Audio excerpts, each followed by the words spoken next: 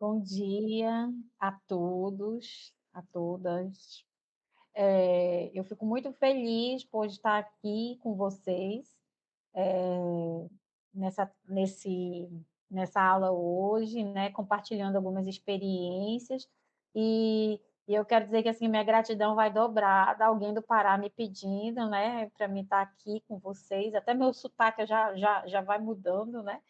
Eh, eu tô eu sou psicóloga. Eu tenho um carinho especial e já já eu explico para vocês por que eu tenho um carinho especial pelo Pará. Eu sou psicóloga há 23 anos, no final da minha adolescência eu entrei na graduação de psicologia aqui na Universidade Federal de Rondônia, eu fiz o curso em 5 anos e no final meu estágio foi de psicologia escolar com ênfase na área de necessidades especiais e na abordagem humanista, clínica. E eu fui fazer estágio lá na Pestalozzi, né, daqui de Porto Velho, e também fiz estágio no SPA, que é a clínica, né, Serviço de Psicologia Aplicada, aqui na faculdade. Eu fiz o estágio da clínica, né, na verdade, porque eu sempre me identifiquei mais com os processos psicossociais, institucionais, preventivos, e eu queria fazer psicologia escolar, entre as possibilidades que existiam, né. E aí só me surgiu na área de necessidades especiais. Na época a gente era bem segregado, né, as pessoas com deficiência, transtornos e, enfim, elas iam todas, serem atendidas em escolas, instituições, restritas a elas, né, e e eu não gostei, eu falei: "Olha, eu nunca mais vou trabalhar com isso na minha vida", porque eles tinham muitas coisas, muitos materiais e pouco se utilizava, eu via pouco desenvolvimento, eu falei: "Olha, aí eu não quero não, vou ficar numa escola regular". E aí depois que eu me formei, passou um tempo, a gente estava numa época que aqui era território, né, nós não éramos estado igual o Pará, nós éramos território, vinculado diretamente ao governo federal, e a gente tinha acabado de transicionar, né, para essa situação de concursos, porque antes os cargos eram todos indicados. E aí eu não tinha essa cultura, né, de sermos concurseiros e ter plataformas online para nos ajudar a estudar, nos orientar, acessar outros editais. E aí o primeiro concurso que eu fiz em 2001 para psicologia eu não entrei. E entrei no segundo, e e entrei na Secretaria de Educação e na Secretaria de Saúde, por opção fiquei na Secretaria de Educação. Trabalhei em escolas de ensino regular, né, que a gente chama, né, mas que hoje, né, escola de educação básica. Eu trabalhei em escolas, assim, aqui são médio porte, em torno de 500 alunos por turno, a o ensino fundamental todo, de primeiro ao oitavo ano. Na época que eu fui na primeira escola, aumentou o ensino fundamental de 8 para 9 anos. E eu trabalhei numa escola também de nível médio. Antes disso, eu fui trabalhar, as legislações modificaram e eu fui trabalhar na Secretaria de Educação. Aqui o estado tem 52 municípios e a Secretaria de Educação da rede estadual, ela funciona por gerências. Então, Porto Velho, ele é a maior capital do Brasil, tem uma extensão territorial enorme. Tem uma diversidade enorme, tem acho que 24 distritos, salvo engano, e são bem distantes. Uns fazem fronteira com o Amazonas, outros com o Acre, então é bem amplo, né, o a jurisdição. E eu fiquei trabalhando lá na gerência, que gerenciava 100 escolas. E aí eu comecei a trabalhar junto aos psicólogos inicialmente e me colocaram na educação especial. E na educação especial eu tinha que atender as partes burocráticas da pasta educação especial. E lá eu fiquei por 3 anos, né. E nesse interlúdio aí, antes de eu ir para esse local, eu fiz uma pós presencial de psicologia escolar. Antes de eu entrar no estado, eu fiz a de terapia familiar, mas eu fiz à distância, né, não é a mesma coisa. né, e eu fiz essa presencial durante um ano, com aulas noturnas diariamente de psicologia escolar. E aí, nesse embalo, foi implantado um mestrado de psicologia aqui, e eram os mesmos professores da minha graduação.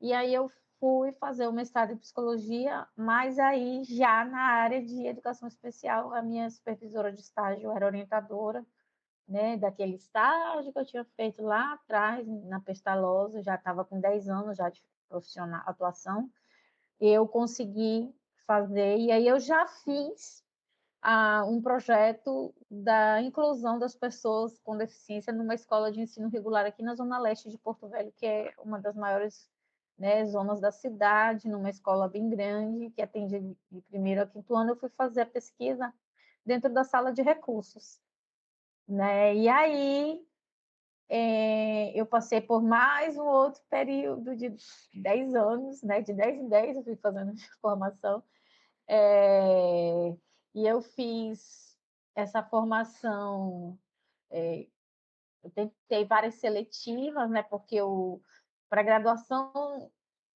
são menos pessoas que fazem, né? Aí a especialização nem todos fazem, mestrado também nem todos, e o doutorado mais ainda, menos vagas ainda, né? E aí eu entrei nesse doutorado que eu estou no momento, que é um doutorado em educação, pela UFOPA, lá de Santarém, em parceria com a Unir, que é onde eu fiz a graduação. Então, é um doutorado em rede, um doutorado um doutorado o nome do programa é Educa Norte, e aí eu estou nesse doutorado e eu estou pesquisando também na área de educação, inclusão das crianças na educação infantil, né? Isso é que eu estou fazendo a minha tese agora, né? E é isso, né? Aí, enfim, eu comecei a trabalhar na SEDUC, e da SEDUC eu fui lotada, tem uma única escola de educação especial aqui na cidade, e é onde eu estou trabalhando há 10 anos, né? Então, a gente está fazendo todo um movimento de alteração, né? De legislação, de serviços a serem oferecidos, e, e eu estou nessa escola há 10 anos, né? Porém, eu já estou, no momento, né, eu estou trabalhando apenas com a tese. E é isso. E eu também tenho essa situação, né? E de paralelo a isso, eu não me desvinculei dos processos de ensino. Eu dei aula 9 anos numa faculdade privada, né? Na FICA, mesmo que o professor deu aula. E a minha primeira experiência também foi em uma faculdade lá nessa cidade que o professor morou, que é quase 200 quilômetros daqui, na FAA, e lá em Ariquemes também tem aula em pós-graduação, também nessas temáticas de educação especial.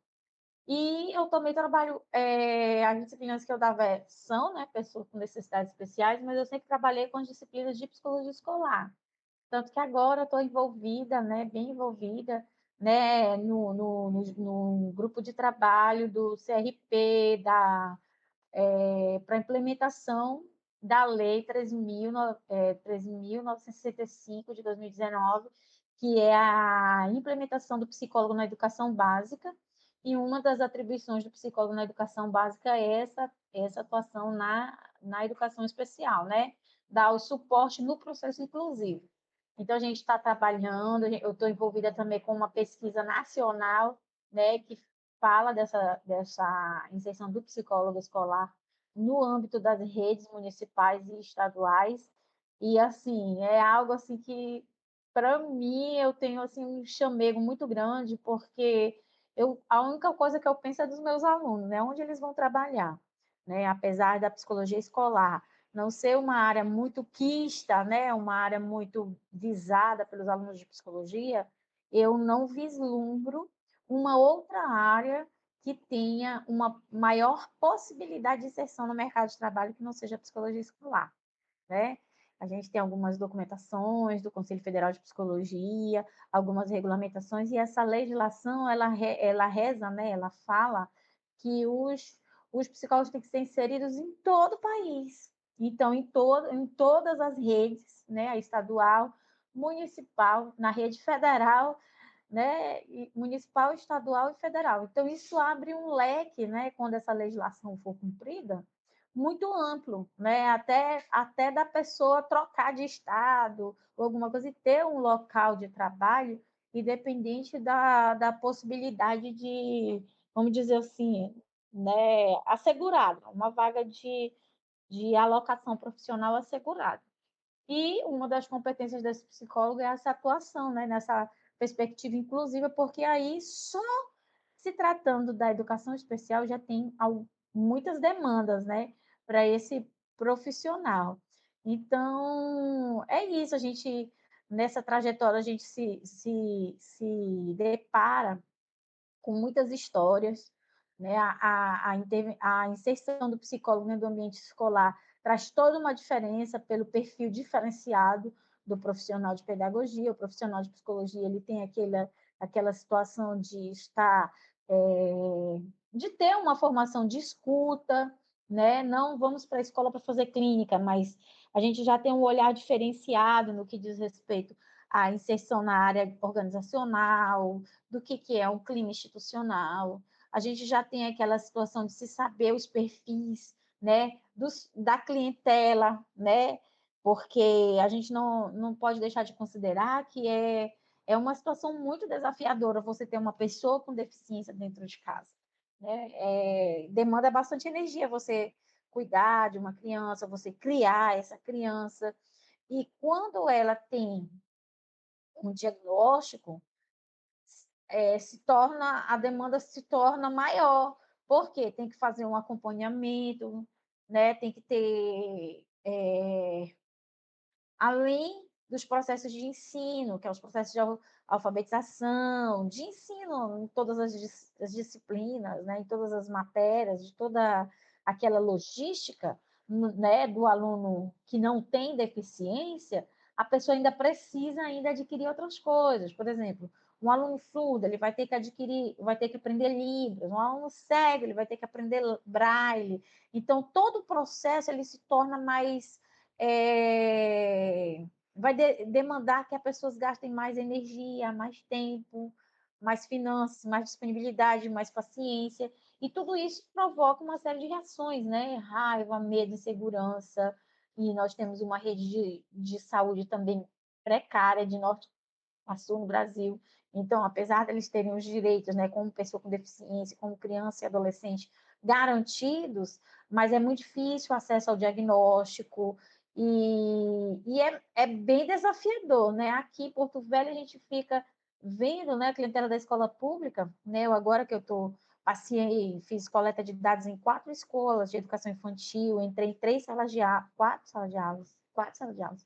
E aí, tendo que ver os pais escolherem, eu vou comprar meu rancho ou eu vou pagar uma consulta com o neuro. Hoje, né, na época, ainda se achava um neuro mega, ultra, super popular por R$ 300, mas está em torno de 500 já. Então, é complicado a família disponibilizar tudo isso, né? Todo esse recurso, e depois ficar pagando terapia, pagar plano, e faz o plano, e o plano não cobre mais, e os autistas estão juntos, né, nessa situação, apesar de não ter deficiência, mas é um transtorno, então, dentro da modalidade da educação especial, e aí os autistas também, né, dependem de um diagnóstico, de uma série de terapias para poder ter um desenvolvimento mais adequado, né? E aí essas terapias elas não têm. Aqui nós temos em Porto Velho um centro de reabilitação, mas não atende crianças. Então tem bastante coisa para fazer, né? Tem bastante campo de trabalho para atender essa clientela, seja na área da assistência social, nos CRAs, né? Em toda a rede de suporte que ela é padrão em âmbito nacional, as políticas de assistência social. As políticas de saúde elas abrem bem menos, né, para o psicólogo no âmbito do SUS, né? E agora, na educação básica, a gente está nessa luta, mas é uma luta nacional, né? Então, a gente precisa, assim, até mesmo enquanto estudante, estar inteirado, conhecer as políticas públicas, porque elas que definem salários, carga horárias, benefícios, locais onde se trabalhar, se atende uma escola, se atende duas. Então, assim, a gente precisa ter uma formação e uma visão um pouco mais ampliada para que a gente possa ter essa inserção no mercado de trabalho adequada, né? Para se adequar àquilo que a gente pensa, que a gente quer para a nossa vida, né? Aquilo que a gente quer como jornada de trabalho, enfim. É mais ou menos isso que eu tinha que falar. Acho que falei 15 minutos, acho que tá bom, né, prof?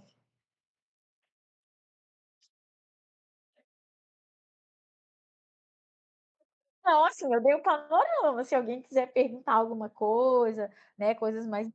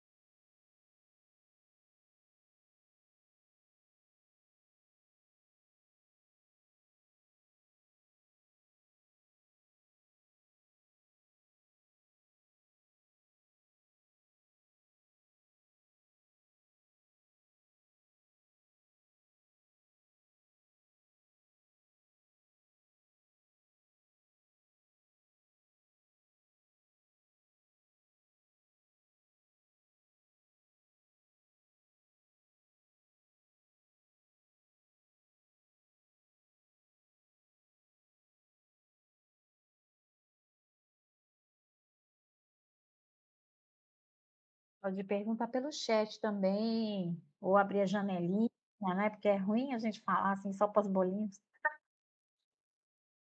Lembrando da pandemia aqui.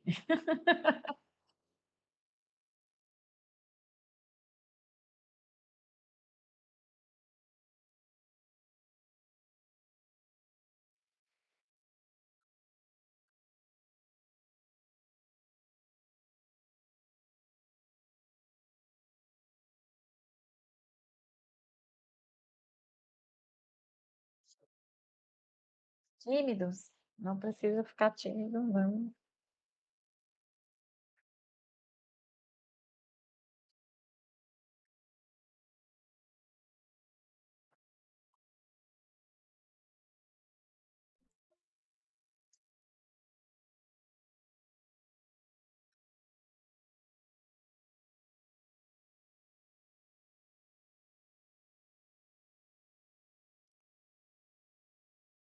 Então, um psicólogo, para ele ser inserido na área inclusiva, ele precisa ter uma noção de todas as deficiências mínima, né?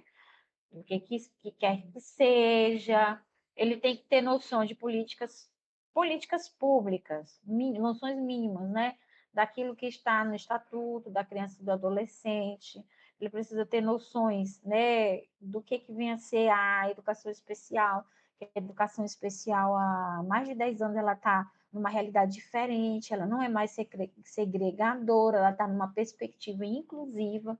Então, todas as crianças elas têm direito, né, à matrícula na escola regular, mas isso não acontece sem que haja um suporte profissional por trás, suporte profissional e pedagógico. Então, dentro das escolas, poucas pessoas eles acham que a gente sabe muito, né? Na verdade, né? Acham que o profissional de psicologia vai saber tudo, né? Na verdade, a gente não sabe tudo, né? Mas assim, a gente sabe outras coisas que complementam, entendeu? Isso não significa que também, quando a gente sai da faculdade, a gente sabe tudo, né? Porque isso é uma realidade para todas as áreas. Então, a gente tem uma formação que é básica, e quando a gente sai, a gente precisa focar em alguma coisa, né? Seja escolhendo uma área antes, seja pelas oportunidades que se nos abrem, né? Na minha ideia, na minha perspectiva, na minha visão no momento, né, como eu falei antes, a área escolar é uma área bem promissora, né?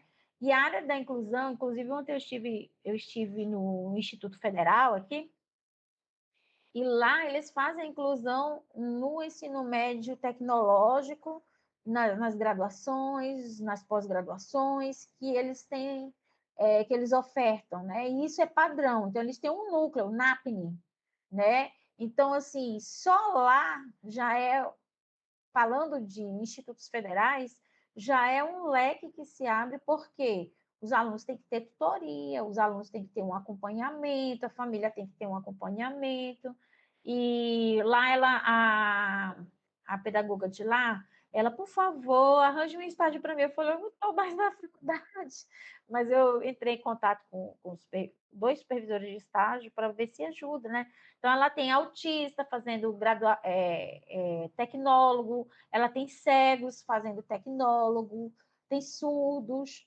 Quando eu fiz o mestrado, eu fiz aqui, mas existem muitas possibilidades para nós que somos do norte de recebermos, por exemplo, estar fazendo mestrado e fazer um semestre fora. E eu tive essa oportunidade, né? Eu fui para São Paulo, a universidade promoveu isso para mim, me deram os auxílios, as ajudas, e isso é padrão em todas as universidades, a UFPA, onde o professor estudou, teve, a Uni, a UFOPA, que é onde eu estou matriculada, né?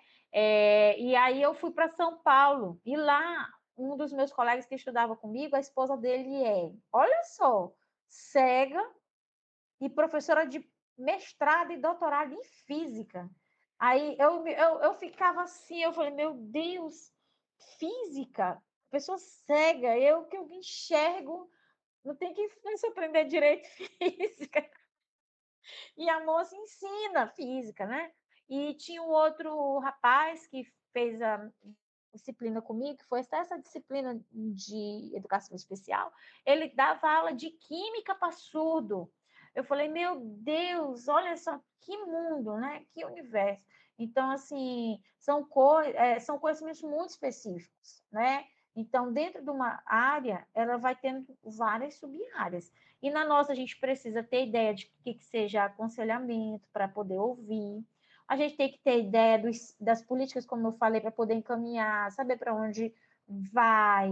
Uma família de baixa renda encaminhar para o BPC, encaminhar para as redes de apoio, que às vezes são redes nacionais.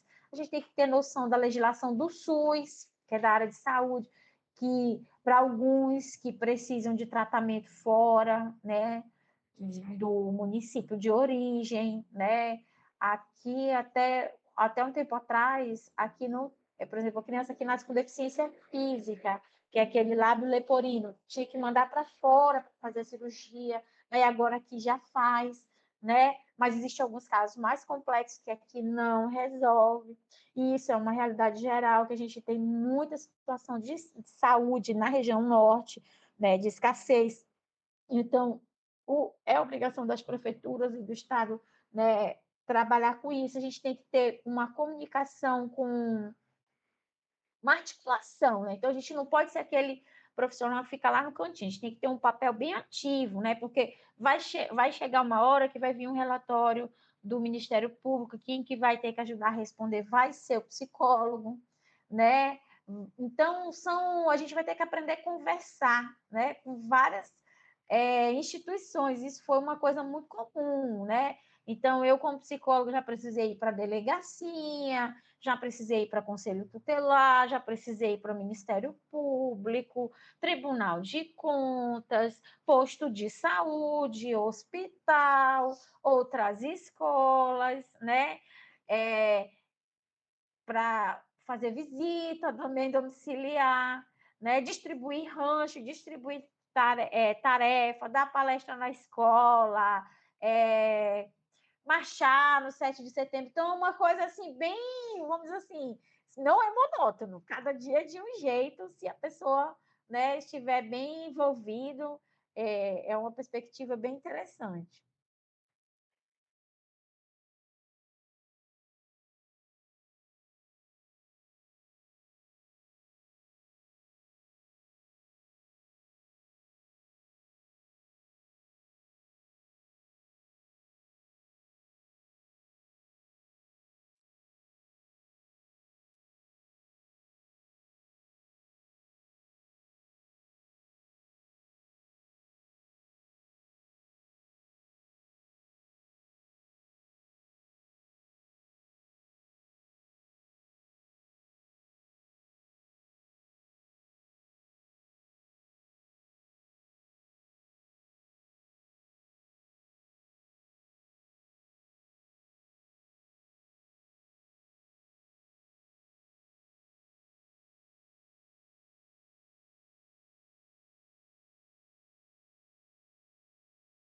Então, boa, excelente, parabéns aí pela pergunta. É um cenário que é real, falta de recursos não é. Isso você pode ter certeza eu digo não que o seu tio esteja falando errado, né? É o que chega lá na escola, né? Porque o que vem, o que nós pagamos de impostos é muito, né? Até a gente vai comprar um bombom, a gente paga imposto, não é isso, professor? E aí tem uma cota de todos os recursos que vai para um fundo nacional que é distribuído para a educação. E não chega tudo, né? A gente sabe, mas enfim, o que seu tio relata é uma realidade de norte a sul, falta de recursos, falta de suporte.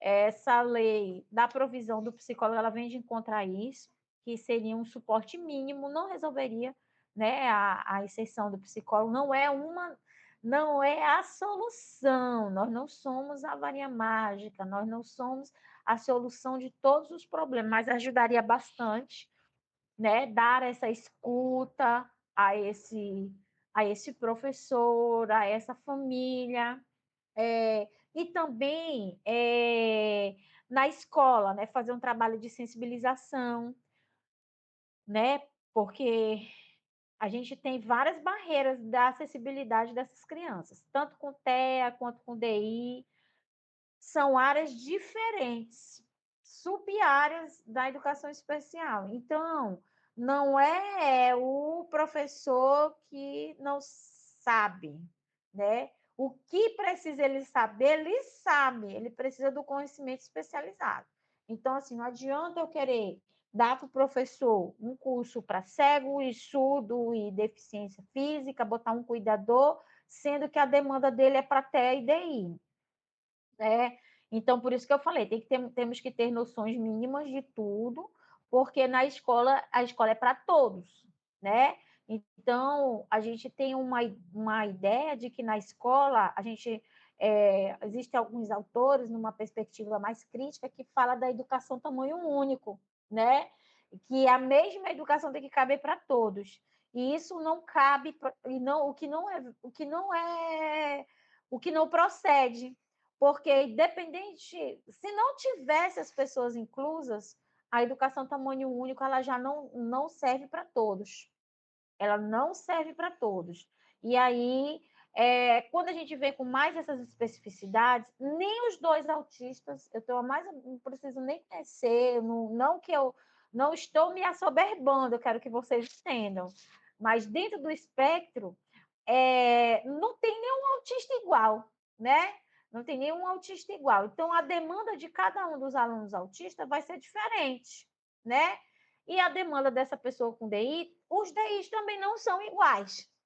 Então, esse professor precisava de orientação, né, de como acessar, né? O nosso principal foco de intervenção é na quebra das barreiras atitudinais, né, em relação à inclusão da criança com deficiência, porque o que mata não nós temos sim precariedade na acessibilidade, mas o que mata é o olhar diferente, é a não aceitação dessa criança. Então, assim, o nosso foco primordial é esse. Mas nós também temos que ter noções, como eu falei antes das regras, né? Porque existem outras regras. Por exemplo, não misturar deficiência no processo inclusivo. Então, isso aí até então está regulamentado na lei. Por exemplo, assim, eu tenho autistas, DIs e surdos. Três crianças com diagnóstico diferente.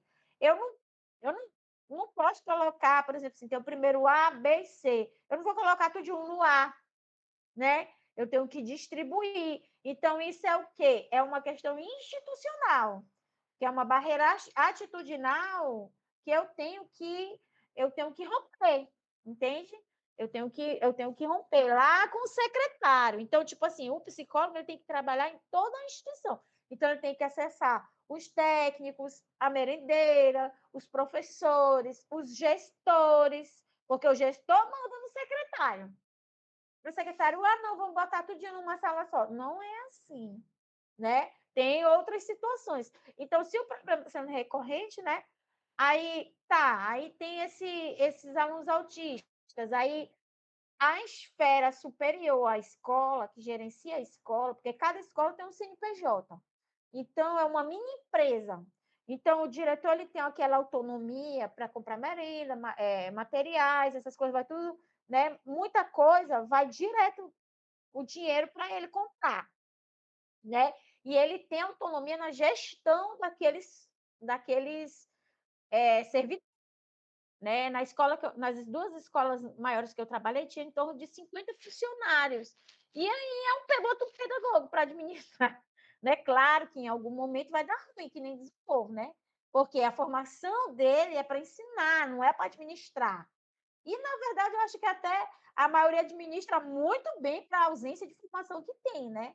Que eles não têm noção de administração, de RH, e ele tem que mandar no RH. O secretário é um mini RH, né? A secretaria da escola, dependendo do porte da escola. Mesmo os pequenininhos, eles também têm, que eles controlam frequência, controlam tempo de serviço, distribuição de função. Então, é muita coisa.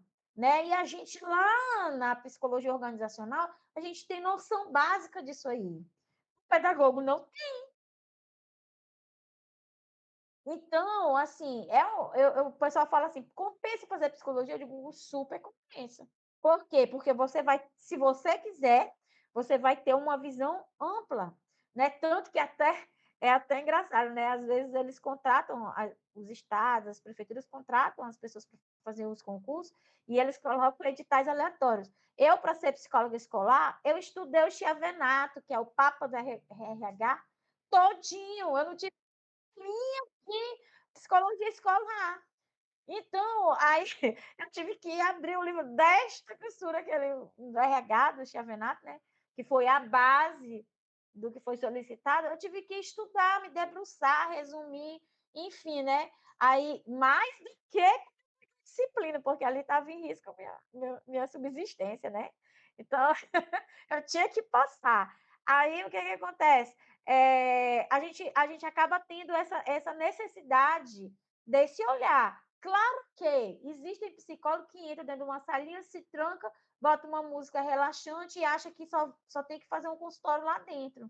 E não é isso, né? Eu vou ter que atender o pai, vou ter que encaminhar. Eu não vou fazer terapia com o pai, não vou fazer terapia com o aluno, mas eu posso fazer escutas pontuais dentro da escola, eu posso fazer encaminhamentos, eu posso procurar, porque, tipo assim, o pai vai saber onde é que tem psicólogo, onde é que ele tem direito, o que ele não tem. Ele não tem, quem tem network na área é para ser o profissional tem que saber onde que é o CRAS mais próximo, ter uma listinha ali de endereços, onde que é o UBS mais próxima, né? A unidade básica de saúde, que é a porta de entrada para ele conseguir o diagnóstico, porque a escola vai pressionar que quer o laudo.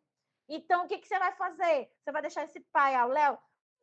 Já vai dizer lá, olha, na UBS tal, porque o pedagogo não faz isso não, sabe?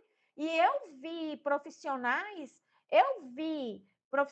dando aula para criança de 3 anos e a mãe chegar na porta da sala de 20 crianças com 3 anos chorando porque tinha descoberto o diagnóstico da pessoa que a criança tinha um autismo e ninguém tinha feito a escuta dessa mãe.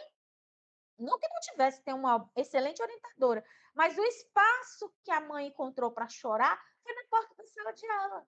Extremamente inadequado. Imagina como que fica as crianças vendo a mãe desabando, a mãe desabou. Ela disse, Diana do céu, a mulher veio aqui no dia que eu não tinha ido, né, fazer a observação. Ela veio aqui, Diana, não era o dia certo. Começou a chorar, se desabou, porque, gente, vamos pensar, né? Você tem um filho idealizado. Ah, quando eu tiver meu filho, eu vou fazer isso. Quando eu tiver meu filho, eu vou fazer aquilo, né? Vou fazer igual, eu vou fazer diferente do que fizeram comigo, enfim, né? E aí, de repente, alguém fala: seu filho me enxerga, né? É como diz aquela música, meu mundo caiu, né? E a gente vai querer o quê? A pessoa em chão, como que ela vai se comportar, né? Muitas vezes as pessoas caem de pau no professor, caem de, né, caceta com a escola, mas que você é psicólogo, você sabe que a treta não é com a escola, a treta, entre aspas, é com revolta com a situação que ela não tem para onde canalizar. Vamos jogar para onde? A culpa é de Deus? A culpa é do Estado? A culpa é do posto? A culpa é do médico? Né? Em alguns momentos, a culpa é do médico. Né? Porque tem as causas perinatais, né? Que é no parto. Mas nem tipo assim, intercorrências que podem acontecer, que, como diz meu pai, né, para morrer basta estar vivo, né? Então, por exemplo, a menina, a mulher vai lá no momento do parto e aí dá anóxia, né? Pronto, amigo, deu anóxia, dependendo do tempo que deu, ela ficou a anóxia, assim, o oxigênio, né? E aí a pessoa pode sequelar o corpo inteiro e adquirir paralisia cerebral, que é uma deficiência múltipla. E aí, dependendo das áreas afetadas, né? A pessoa é mais ou menos comprometida. Então, eu atendi ali na escola, tinha uma menina com 17 anos, ela vestia tamanho 4, gente. Era feio de se ver assim a situação que estava a criança. Ela mexia o branco do olho, mexia o branco do olho. Ela com toda assim, né? Porque como no teu movimento, toda atrofiadinha as mãozinhas, os pezinhos. E quando ela tinha o ciclo menstrual dela, né? Era normal. E como uma mulher de 17 anos, ela só gemia. Faz isso. Imagina a mulher, meu Deus, era barraqueira no último, no último. Para completar, era guarda compartilhada. Aí, os dias que ela não estava com a criança, ela ia lá, botava a banca na orientadora, dizendo: eu quero a frequência para saber se o pai dela está trazendo ela. Menina, viu esse pobre desse pai. Teve uma vez que ele foi colocar a menina dentro do carro, e o cara não ganha ruim, não. O cara é policial, escrivão, acho, alguma coisa assim, da polícia civil aqui.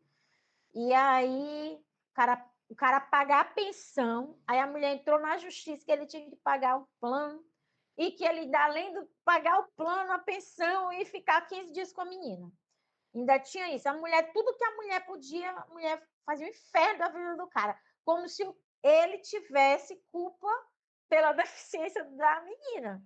E ainda tem essa. Quando ela pegou a deficiência da menina, com 1 aninho, ela foi embora para outro estado, para outro estado, morar lá em Brasília.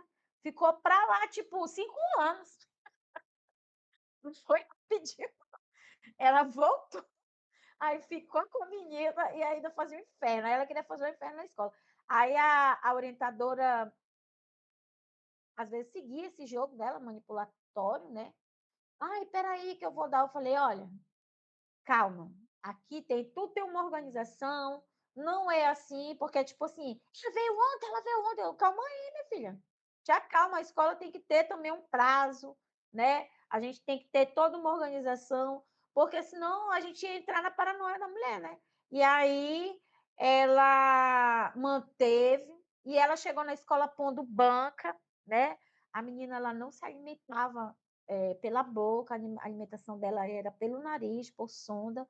E ela chegou dizendo que a escola. Aí, o que aconteceu? A gente teve que botar uma professora à disposição dela.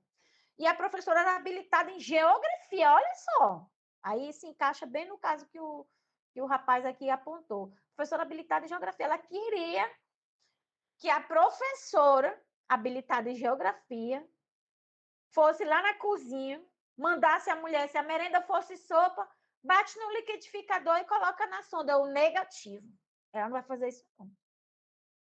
Nós estamos em uma escola especial, temos que dar todo o atendimento à sua filha, mas a professora é habilitada com geografia. Se essa senhora fez o inferno do homem que dormiu com ela, imagina se passa um arroz ali pelo nariz da menina, a menina morre. Né? Acaba com a vida do professor. Então, assim, como é que a gente tem essa noção? A gente tem essa noção por ter noção de RH, por ter noção de legislação, entende? E aí a gente falou: "Ó, ou se tem um cuidador que é para os cuidados de alimentação", e mesmo assim cuidador pode fazer procedimento invasivo. Né, isso é um procedimento invasivo. Então, ou ela fica menos tempo, porque a senhora é mãe, a senhora faz, aí, né, qualquer coisa, né, a senhora se responsabiliza. Porque eu vou permitir dentro da instituição escolar, porque isso compromete todas as pessoas que estão envolvidas no processo, né, desde o psicólogo que criou, desde o diretor, desde o professor, dá um processo, né, sem fim. Imagina, quem autorizou dar alimentação? A merendeira que bateu no liquidificador. Aí todo mundo pega as contas, se a menina vem a óbito, né? Então aí eu ainda tive que fazer relatório para juiz, relatório para o Ministério Público. Aí a nossa chefia, né, que gerencia a escola, ela, vocês têm que aceitar. Aí o mínimo que eles fizeram foi deixar essa professora exclusiva para ela, né? Aí colocamos que teria que ter essa redução do tempo que a menina ficasse e tal, por conta do processo de alimentação, né? Porque ali era além de um cuidador, ali ela precisaria de um técnico de enfermagem, uma coisa, uma equipe. E aí a mãe queria que ela ficasse na escola todo o período. Só que assim, eu fiz o relato porque ela não era atendida na ela não era atendida na saúde, ela era atendida home care. Eu nem sabia dessas coisas, né? E ela era atendida home care. O que, que é isso? A equipe vai na casa dela, porque ela não tem condições de fazer os atendimentos na clínica. E na escola, a mãe queria que a escola tivesse todas as condições. Então, assim, eu digo, olha, é um contrassenso. Então, a gente tem que ter essa leitura também. Por que, que a saúde é home care? Porque a saúde, mais de plano, gente. Não dá home care para ninguém que esteja bom, não. Tem toda uma perícia médica que ela passou, para o fisioterapeuta, para o fono que cuida da alimentação, né? Ir lá na casa dela prestar o atendimento. E a mãe simplesmente quer um lugar de depósito de 4 horas, né? Para ela resolver as coisas dela, uma babá gratuita, né? Então, a gente também tem que ver esse outro lado. Então, a gente tem que ter muito bom senso, a gente tem que ter.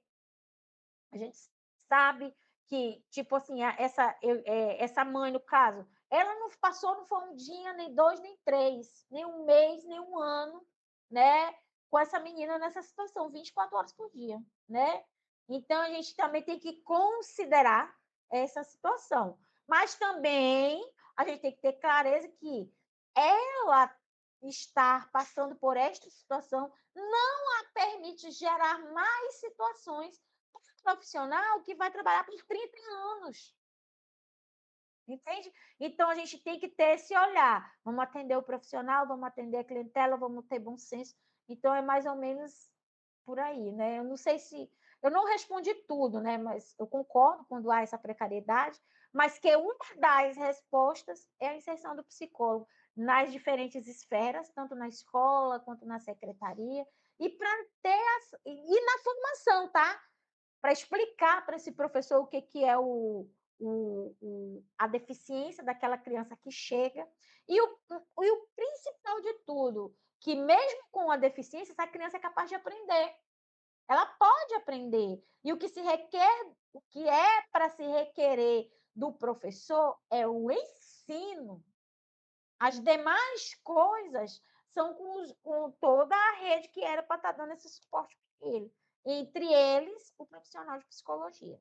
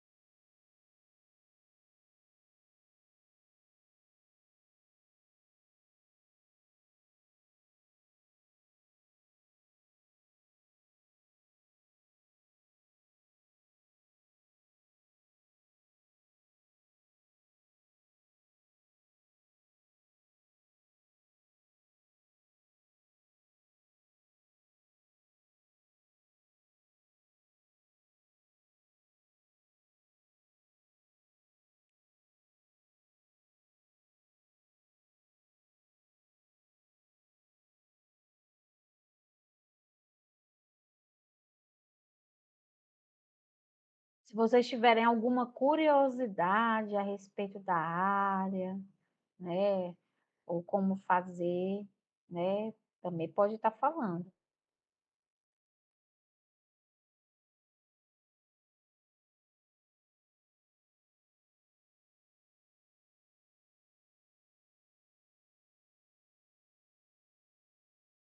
Ela é psicóloga aqui.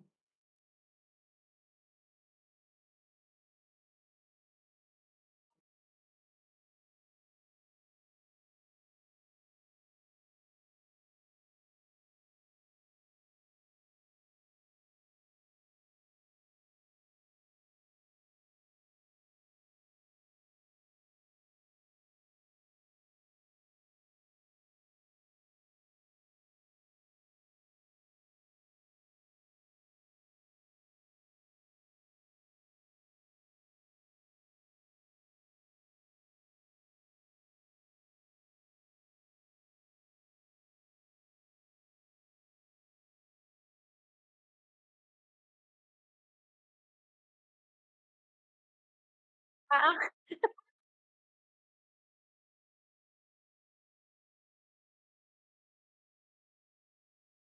a minha relação especial com o Pará é o doutorado que eu estou fazendo, que é vinculado à Universidade Federal do Oeste do Pará.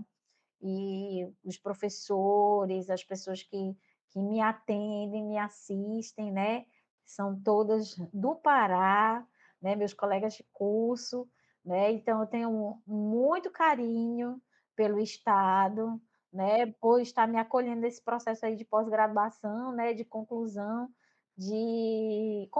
não, né, de um caminho a mais.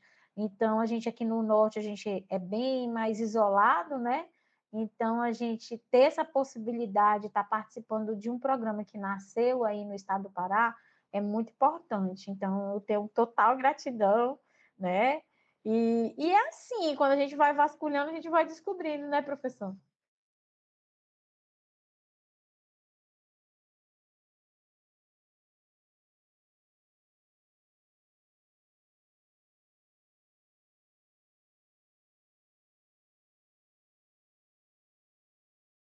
É, vamos conseguir aí. Na UFOP é bem interessante.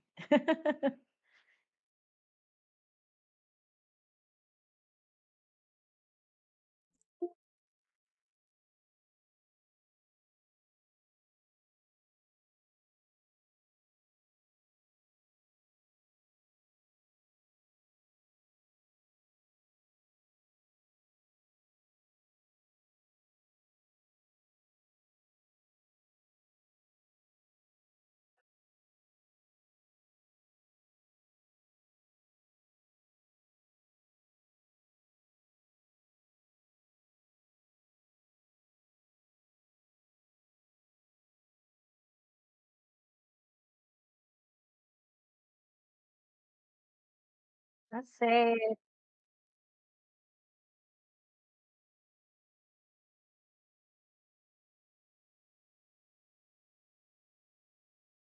É, só para vocês terem um carinho, né, especial, né, por essa área. Tem muita gente, apesar de não estar nas redes sociais, não estar na mídia, mas 10% da população mundial tem algum tipo de deficiência, então é muita coisa, é muita gente, e precisa de muita gente para trabalhar, e principalmente nesse viés, né? Da área social, da área escolar, da área da saúde, tem um campo muito rico, né? Que vocês passem a considerar, tenham um outro olhar, tenham um olhar também para a escolar, né? Que também está inserida nesse bojo, né? Da perspectiva inclusiva, né? Para que vocês possam também estar conquistando o lugar de vocês ao sol, como eu sempre falo para os meus alunos, prof, né? Que vocês consigam o lugar de vocês ao sol, né? Que vocês venham contribuir para uma psicologia de qualidade aí no estado do Pará, na região norte, no nosso Brasil, e que dê tudo certo para vocês, tá bom?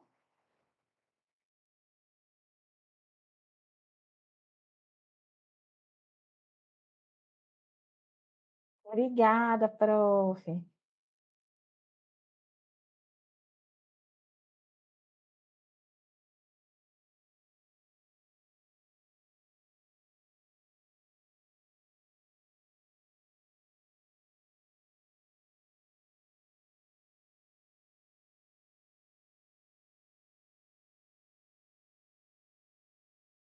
Tchau.